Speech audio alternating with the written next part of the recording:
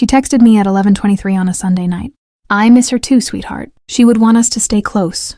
I stared at those words for a long time. Then I put my phone face down and stared at the ceiling. Because the woman who sent me that text, my Aunt Patricia, had already moved $340,000 out of my dead mother's estate account into her own, while my mother was still alive. And she had done it with a document my mother signed in a hospital bed, drugged on pain medication, believing she was just filling out an emergency medical form. My name is Kate Alderman. I am 31 years old, and this is the story of how my aunt spent 8 months stealing from her dying sister. And the single text message I sent her the day the arrest warrant was signed. Stay with me, because this one is going to make your blood boil. Welcome back to BetrayalLedger, where family secrets never stay buried for long. If this is your first time here, hit subscribe and join the family, because this story is one of the wildest ones we've ever told. Let's get into it. First, you need to know who my mother was, because this story only makes sense when you understand what was taken, and I don't just mean the money. My mother, Diane Alderman, was 61 years old when she died. She was a high school English teacher in Boulder, Colorado for 29 years, the kind of teacher students drove back to visit a decade later just to say thank you. Her classroom had paperbacks stacked on every surface. Her feedback on student essays was longer and more thoughtful than most people's personal letters. She raised me completely alone after my father left when I was 4 years old. She lived in the same house on Arapahoe Road for 27 years. Blue front door, a porch where she graded papers every September evening while the neighborhood kids rode bikes below in the last golden light. She was diagnosed with ovarian cancer 14 months before the end. And through every single appointment, every terrifying scan result, every hard conversation, her older sister Patricia was right there beside her, taking notes in a little spiral notebook, organizing the medications, handling the insurance paperwork, being exactly what a devoted sister looks like. That devotion is the most important part of this story. Hold on to it. We'll come back to it. Patricia Hollis, 3 years older than my mother, lifelong resident of Fort Collins, Colorado, married to a man named Gerald who had spent 40 years agreeing with his wife on every subject because it was simply easier than the alternative. Patricia had one particular skill. She had been developing her entire life, the ability to make herself necessary. She could walk into any crisis and within 24 hours you could not imagine managing it without her. She knew where everything was. She made the calls no one else wanted to make. She smiled the warm, inclusive smile of someone who genuinely wanted to help. When my mother got her diagnosis, Patricia drove down from Fort Collins immediately.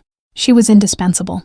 And my mother, who was exhausted and frightened and still trying to show up for 32 students, even while she was sick, my mother was genuinely, completely, totally grateful.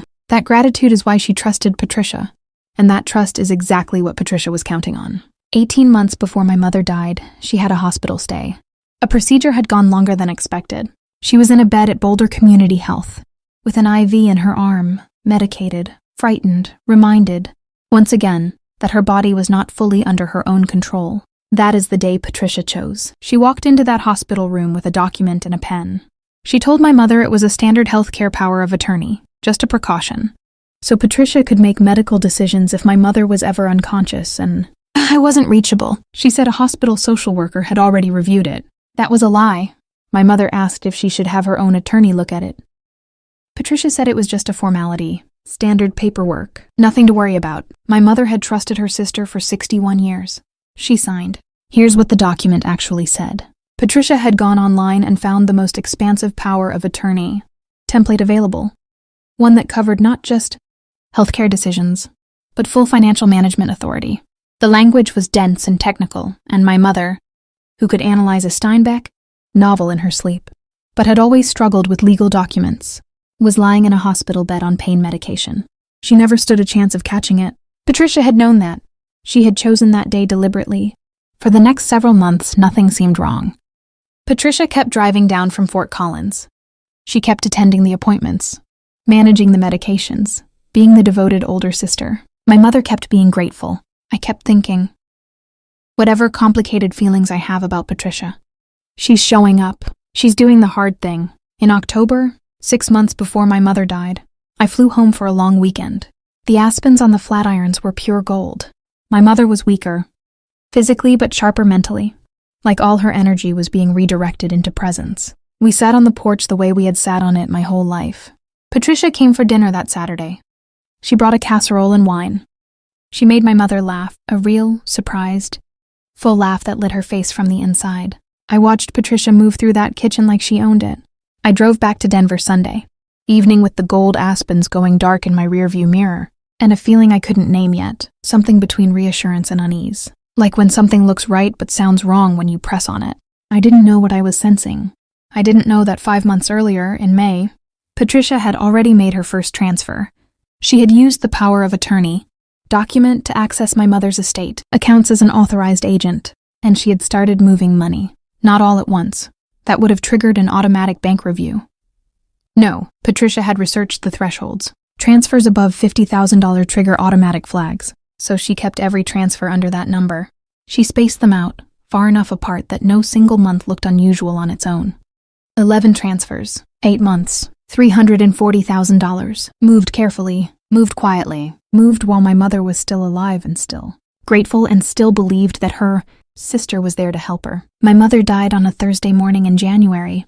I had been in Boulder for the final 2 weeks, sleeping in my childhood bedroom, driving to the hospice every morning with 2 coffees from the place on Canyon Boulevard. She had loved since before I was old enough to remember. She died at 7:14 a.m. Winter light through the hospice window.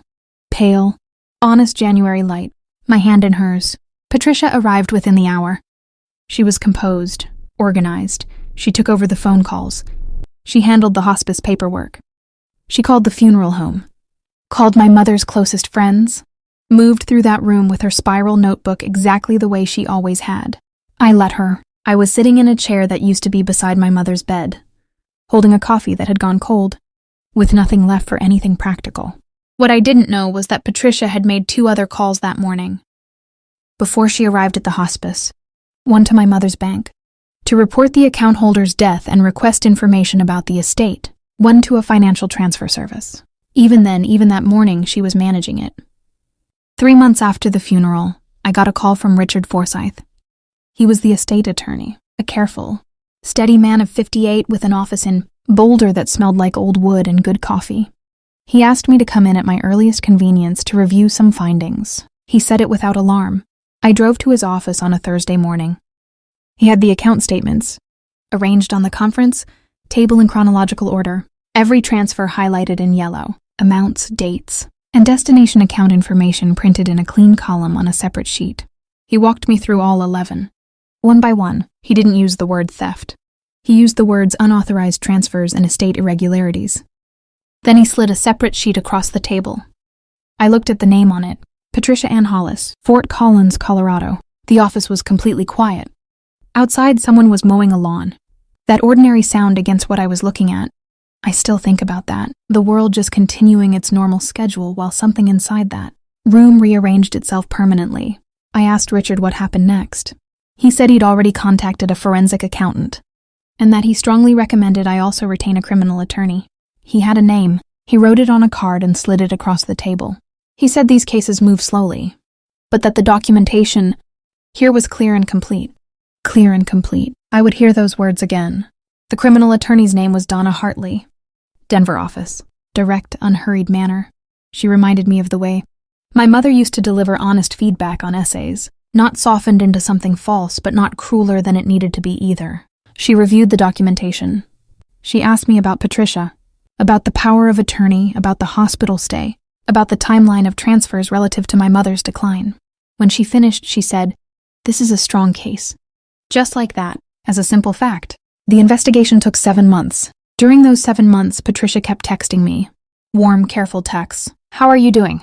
I was thinking of your mom today. I miss her so much. Thinking of you." I read every single one. I didn't reply to any of them. I wasn't ready, and I didn't trust what I might say if I tried.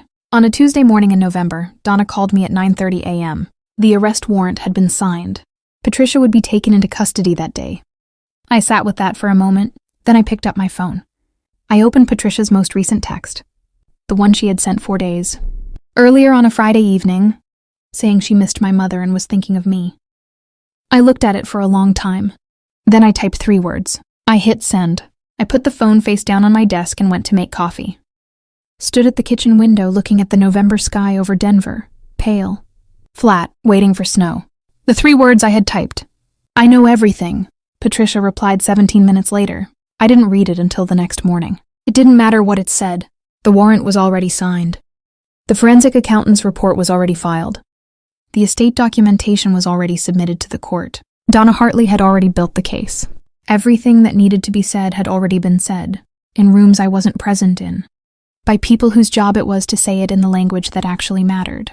Patricia Hollis was charged with elder financial abuse and theft from an estate. The case was still moving through the court system when I recorded this. Carefully, without rushing, the way Donna Hartley works. The money was being recovered through the estate proceedings, dollar by dollar. In December, I drove back to Boulder. I let myself into the house on Arapahoe, rode with the key I've carried since. I was 16. The blue front door needed repainting. The porch chairs were stacked against the wall the way my mother stacked them. Every November, practical, orderly, her arrangements for absence. I stood on that porch in the December cold and looked at the street below.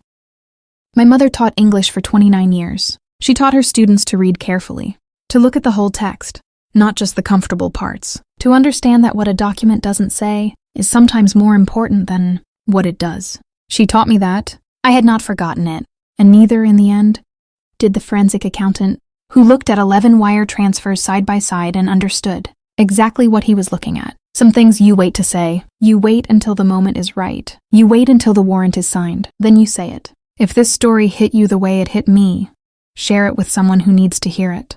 If you have an elderly parent, a sick family member, anyone who might be in a vulnerable position, talk to an estate attorney. Now, before something happens. Because by the time you find out, the transfers may already be made. Patricia didn't count on one thing. That clear documentation in the hands of competent people tells the whole story every single time. Hit subscribe, leave a comment. I'll see you in the next one.